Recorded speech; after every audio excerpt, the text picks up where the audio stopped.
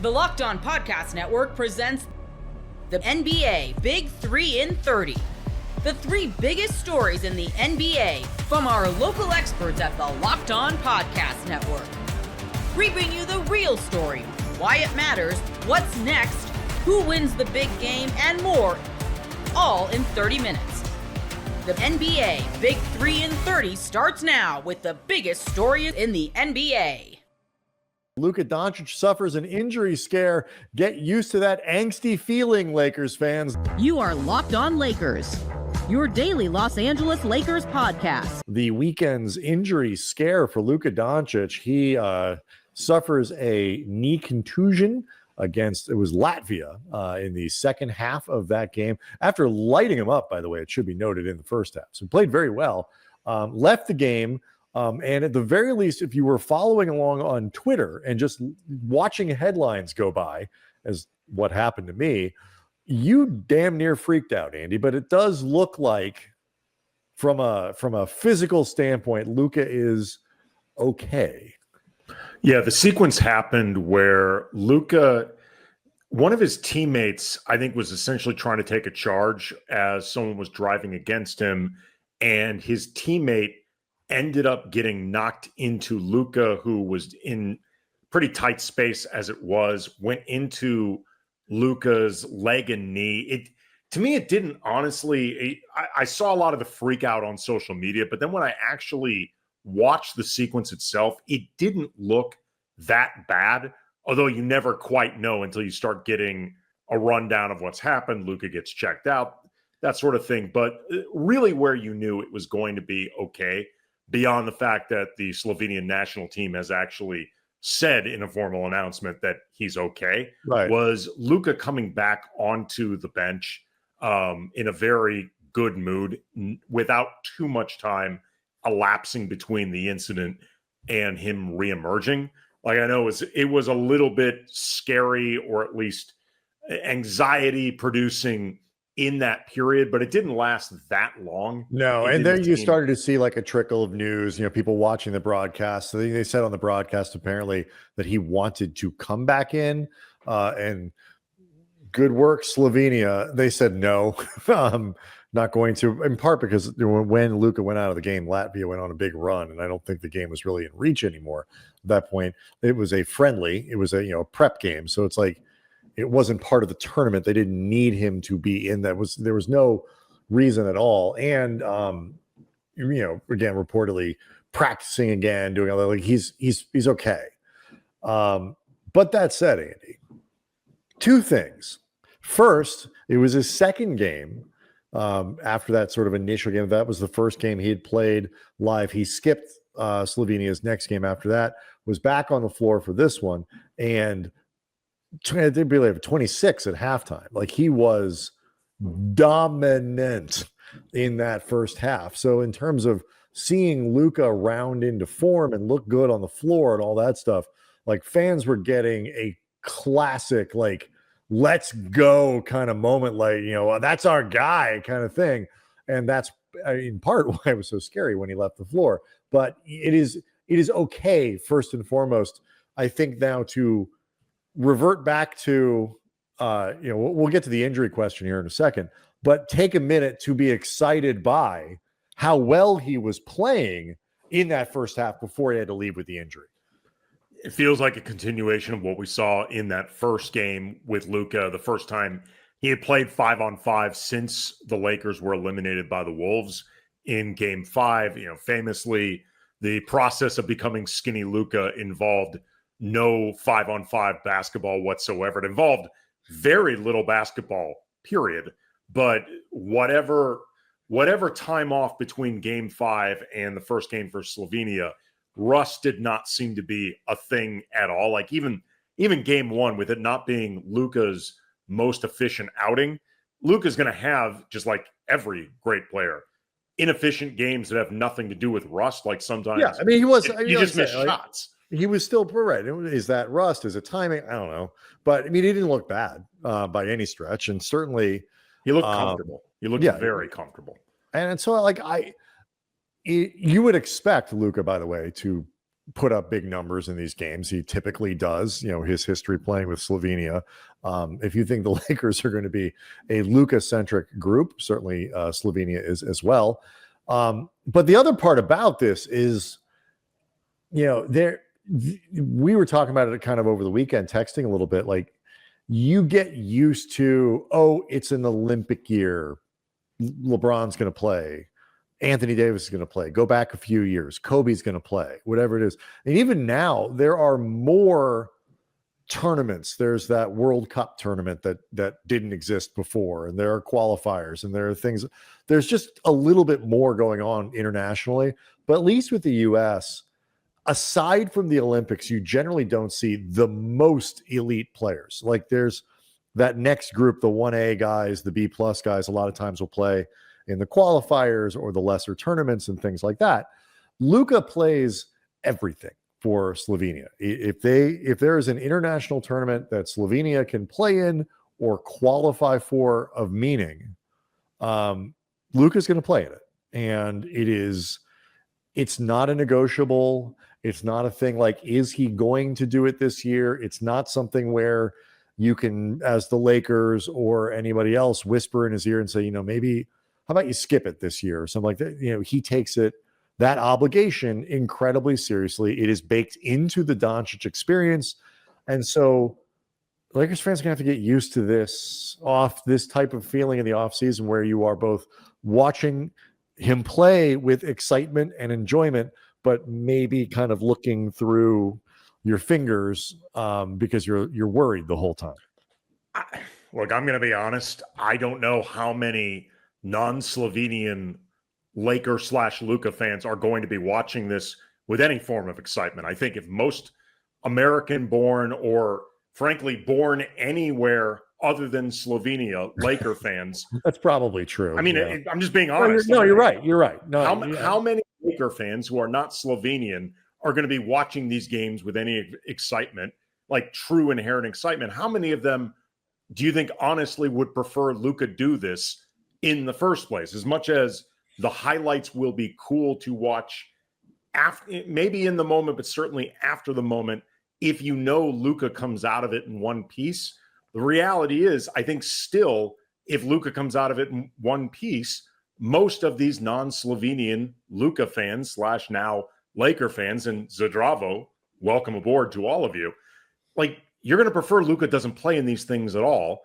And I don't think there are going to be many downsides to the Luka era experience for Laker fans, but this might be one of those things that causes some discomfort that, like you said, Brian, you just have to wrap your head around it because, and you have to go back to Powell for the Lakers having an international star on their team.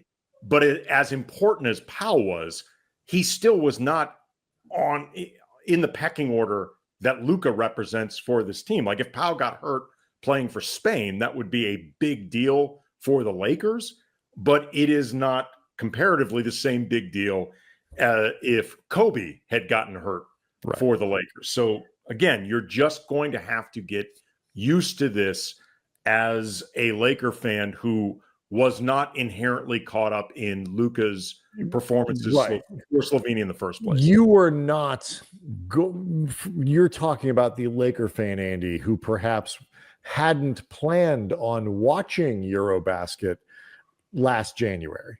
Like they weren't getting themselves ready. Dude, they didn't know what Eurobasket was. You and I cover basketball, NBA related and otherwise, as a job. It's taken me like a month to realize Eurobasket's not made up. Like, no, I knew it was a real thing. I did know I never watched it, but I did know it was a real thing. I had no idea what it was. Yeah, I knew, but still not even quite sure. If I'm being honest, I don't quite know what they're playing. It's some sort of basket viewing, European basket viewing. I'm not sure, but to your point, like I knew what it was, and I know it's important. I know it's a big tournament, but I wasn't going to otherwise pay attention to it. And I think a lot of Lakers fans are obviously like that. Like they're, it's not disparaging the quality of the basketball. It's just not something that people are going to be watching.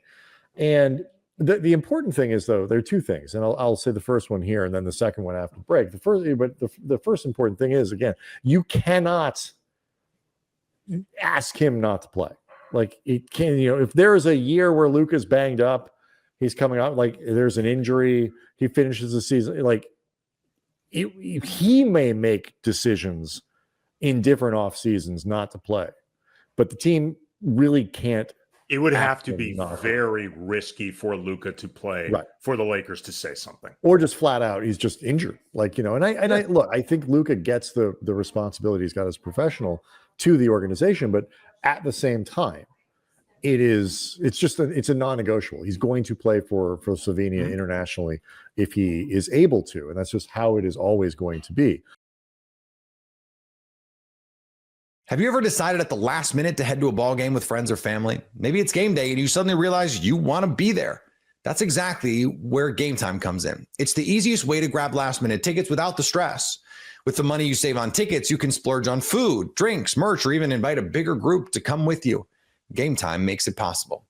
Gametime makes buying tickets fast and simple. Prices on the app actually drop the closer you get to first pitch, and you've got incredible last-minute deals, clear seat views, and the lowest price guarantee that takes the worrying out of buying. Gametime has last-minute tickets and zone deals for big savings, like 10% off exclusive zone deals for FIFA Club World Cup matchups. Take the guesswork out of buying tickets with Gametime. Download the Gametime app, create an account, and use code LOCKEDON for $20 off your first purchase. Terms do apply. Again, create an account and redeem code LOCKEDON for $20 off. Download the Gametime app today. Last minute tickets, the lowest price guaranteed. The Heat made some roster changes this weekend, trading away a fan favorite player and adding a familiar face to the team. You are Locked On Heat, your daily Miami Heat podcast. A ton of things to get to today after a busy weekend for the Heat that saw Haywood Highsmith get traded. The Heat got under the luxury tax. They re-signed Drew Smith. So a lot to get to, but let's just start with the terms of the deal. David, I think that's probably the best way to start this thing. So on Friday afternoon, the Heat trade Haywood Highsmith and a 2032 second-round pick for a heavily protected 2026 second-round pick. That pick is protected 31 to 55. So essentially, it only conveys next summer if Brooklyn finishes with one of the 5 best records in the league this season, which obviously is not going to happen. So it's kind of one of these fake picks that you just throw in to make the press release sound a little bit better.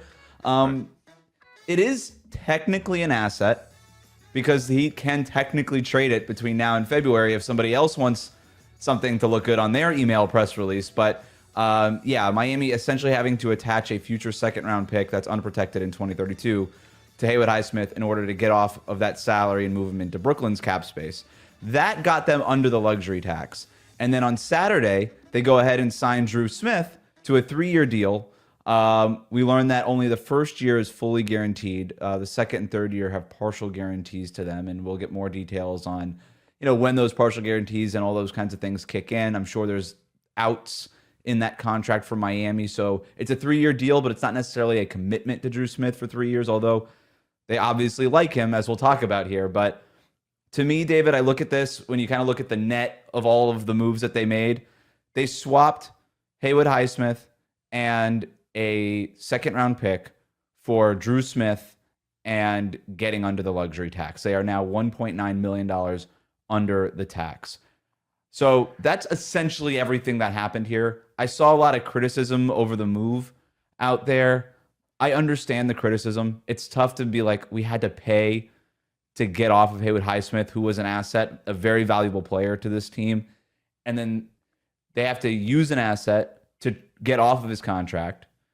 They get under the tax, and what do they do with that space? Because at that point, they only had 13 players under contract. They had to sign somebody.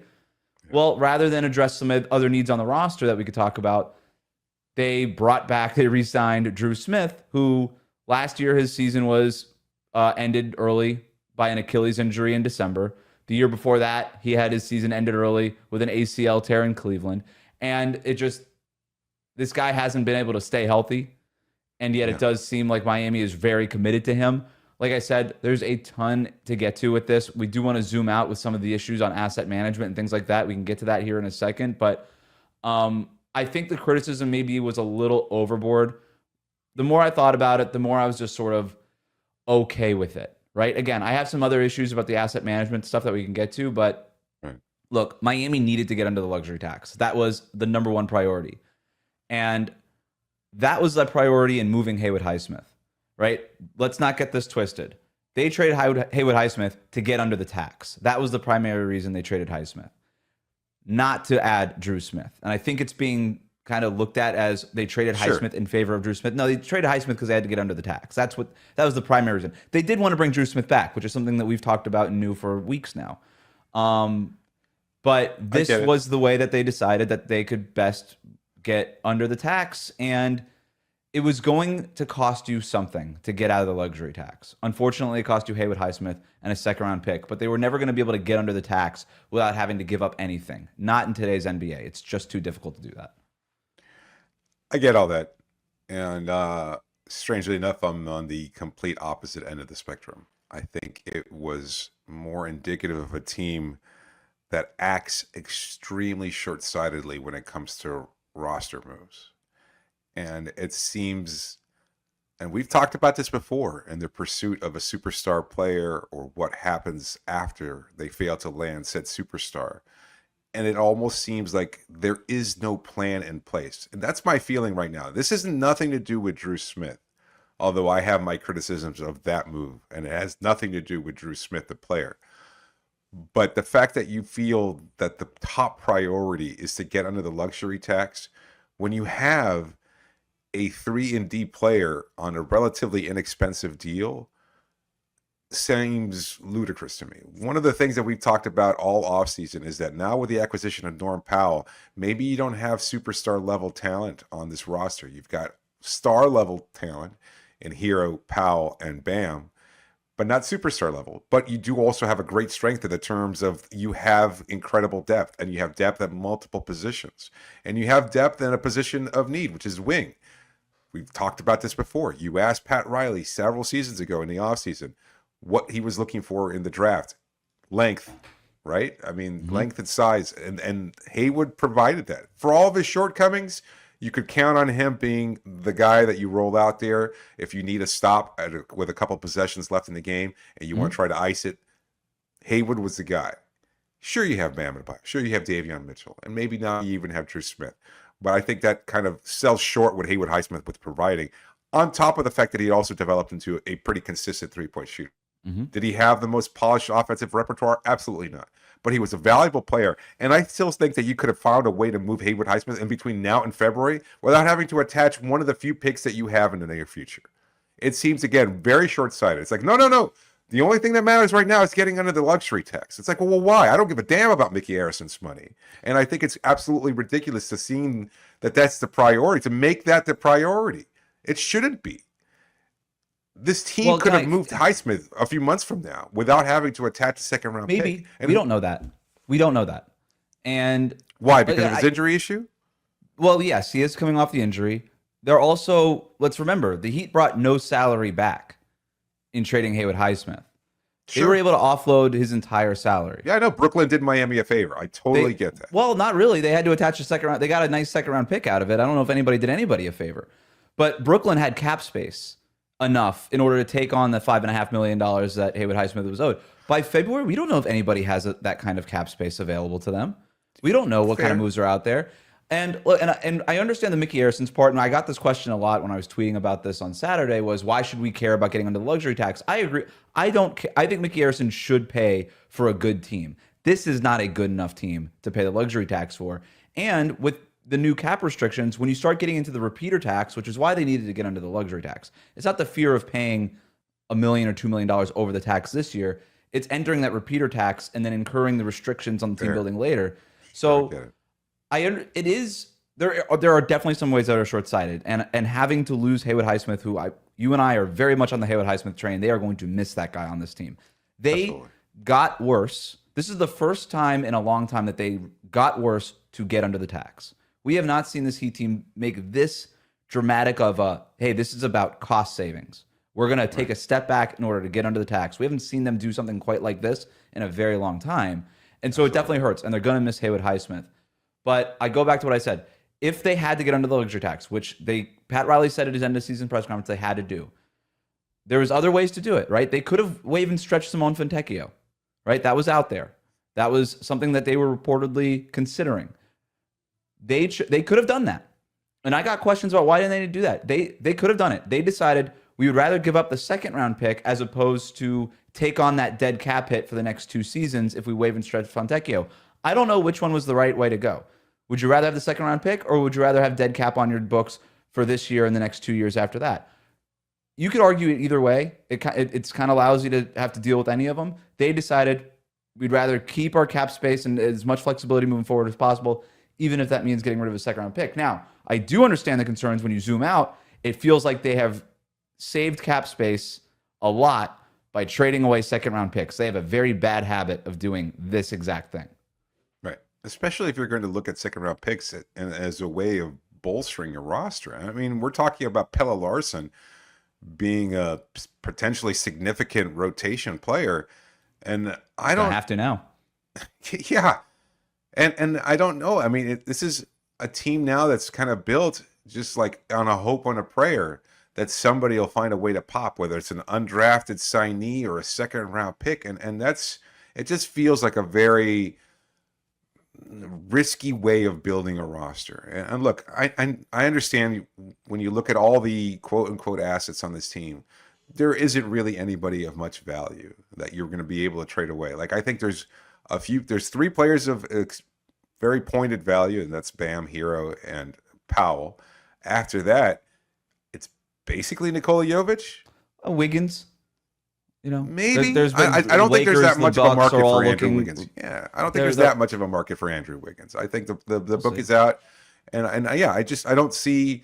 Again, if you think you can move Wiggins, I don't see why you haven't moved him by now. So either there's no for market. an upgrade. Yeah, I mean, and that obviously isn't out there. They value Andrew Wiggins. Like, the Lakers might want to trade you Dalton Connect for Andrew Wiggins. Obviously, Miami isn't interested in that. The Bucks have been reportedly out there interested in Andrew Wiggins. They got nothing to trade for him. Have you ever decided at the last minute to head to a ball game with friends or family? Maybe it's game day and you suddenly realize you want to be there. That's exactly where Gametime comes in. It's the easiest way to grab last-minute tickets without the stress. With the money you save on tickets, you can splurge on food, drinks, merch, or even invite a bigger group to come with you. Gametime makes it possible. Gametime makes buying tickets fast and simple. Prices on the app actually drop the closer you get to first pitch, and you've got incredible last-minute deals, clear seat views, and the lowest price guarantee that takes the worrying out of buying.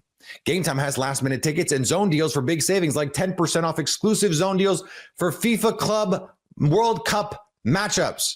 Take the guesswork out of buying tickets with Gametime. Download the Gametime app, create an account, and use code LOCKEDON for $20 off your first purchase. Terms do apply. Again, create an account and redeem code LOCKEDON for $20 off. Download the Gametime app today. Last-minute tickets, the lowest price guaranteed.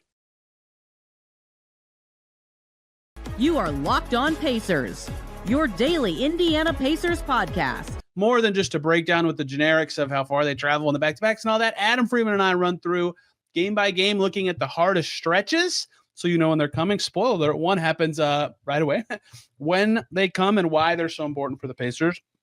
And we land on a final record. Last year, for just the second time in our predictions, I got more games right than Adam. This is our 8th time doing this for the Pacers schedule. And almost every year, Adam's a little higher on the team than me. Last year, he predicted 50 wins. I said 49. He was right this year.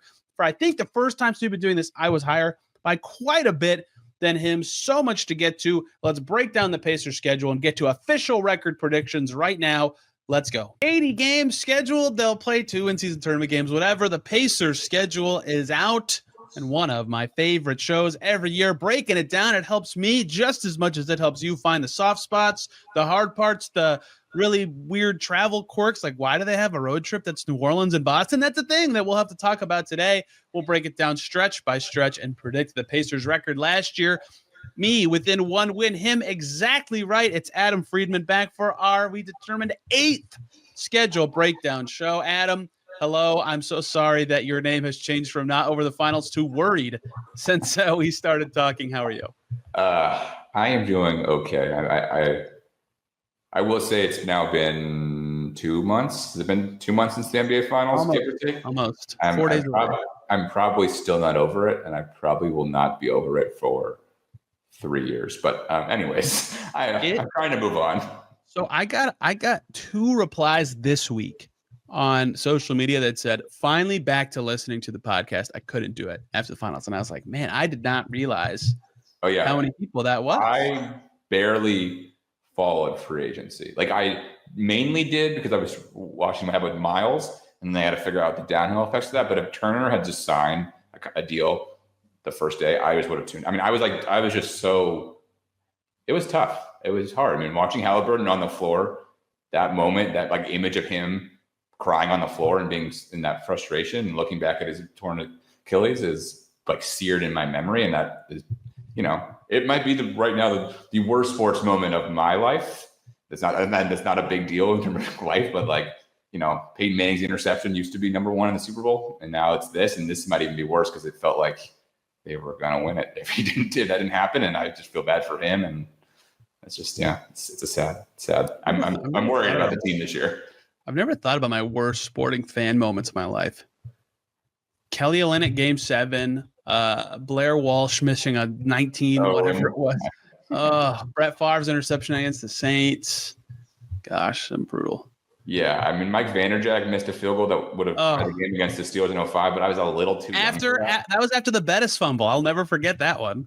I mean, the Reggie block was pretty bad. I was still a little too young, probably.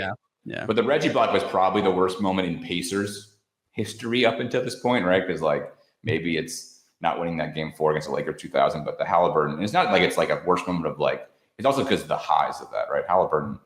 I mean, it was the most incredible playoff run that once I feel better about it, we'll want to talk about forever. Because I mean, he did some of the most incredible things I've ever seen on a basketball court to win games that should not, him and honestly Naismith too, to win games that you shouldn't expect to win. And to go out like that was just a little bit of it was sad. It was sad. And I'm worried about the team this year now because he is, their best player and their lifter up of everyone.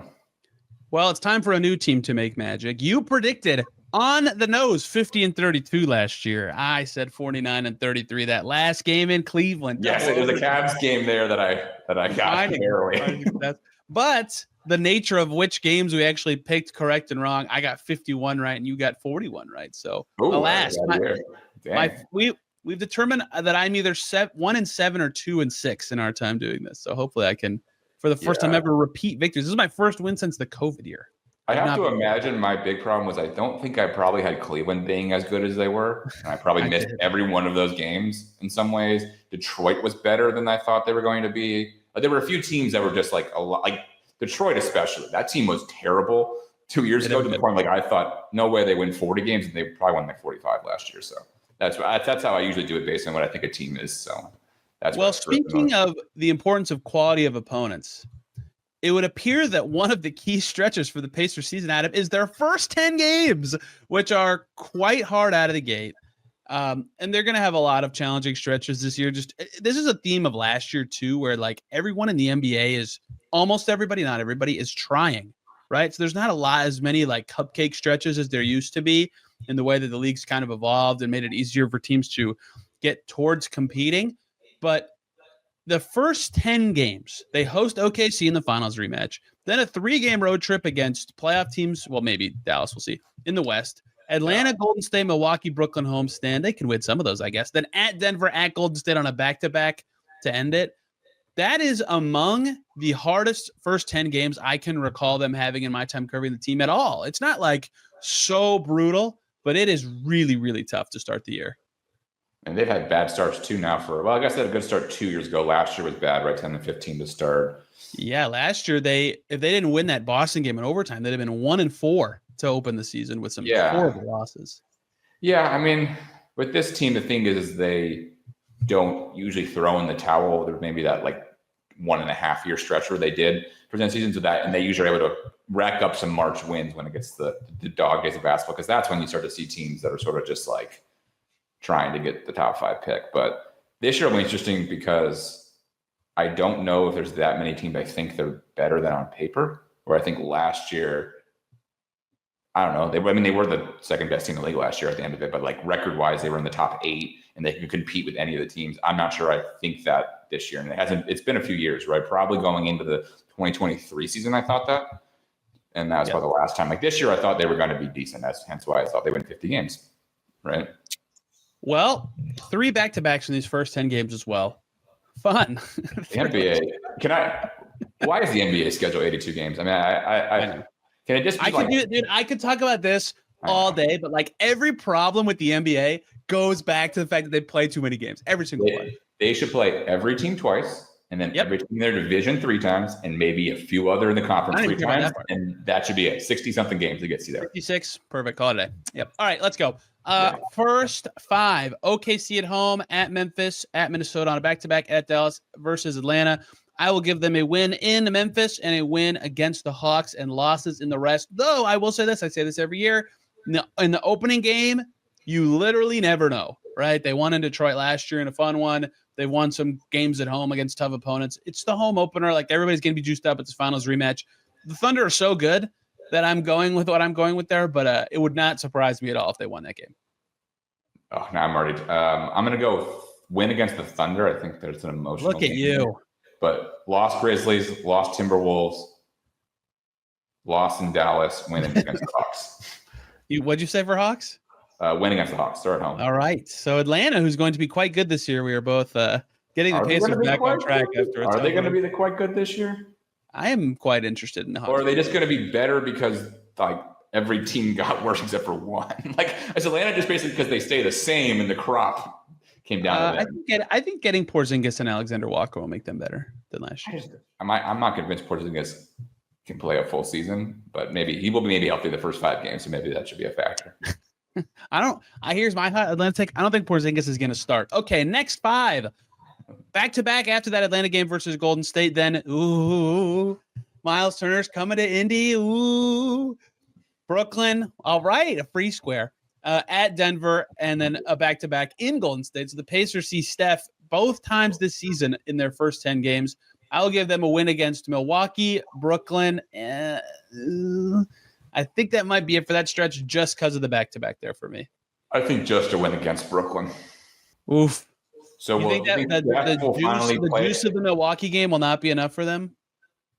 I don't think so. I think the Bucks are better than them this year, unfortunately. Do you think Steph will finally play a game in Indiana? He's played like 1 time in the last 5 years. I've tried to go to like 3. I need to check the Warriors schedule if they're on a back-to-back. I've tried to see Steph 3 times play the Pacers, and every time he's been on a back-to-back, I haven't played. Now, he's played other times, but that has gotten me almost every time. The last time he played in Indy was the game that he tied the 3-point record. Where he scored like 55 points and Roy Hibbert fought a guy. He was 1 away, and then he said is that when Roy Hibbert fought a guy, or is that the different year when he fought different year? No. Tied the total, like 2,700, whatever. I thought Steph has a game where he scored like 50 something against the Pacers. Maybe now we both have different memories of that. Yeah, I'm going further back, I think. So after their first 10, I'm not saying it's like easy, but it's significantly more manageable with a Utah, Phoenix, Toronto, Detroit, Charlotte, Detroit after a Cleveland game, Toronto, Washington, Chicago. Like they could by December have a good record. But that's part of why their first 10 are so important is how good they are by the end of November really is dedicated to their start. Like if they start 2-8, even if they do like moderately well in that stretch I just said until December comes, they'll still have a below water record, which last year showed that might not matter as much as I previously thought before, but I think that might be more the outlier. We'll see.